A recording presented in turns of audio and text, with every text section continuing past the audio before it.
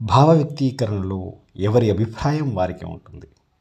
ఇది మానవ సహజం, నైజం కూడా.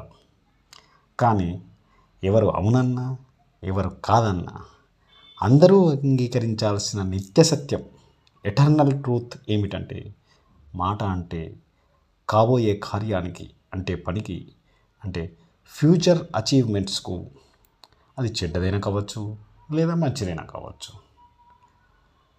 భవిష్యత్తులో సాధించబోయే ఒక మహావృక్షం అనే పనికి ఒక సీడ్, అంటే విత్తనం వలె మాత్రం తప్పకుండా అంకురార్పణ చేస్తుంది అని చెప్పవచ్చు.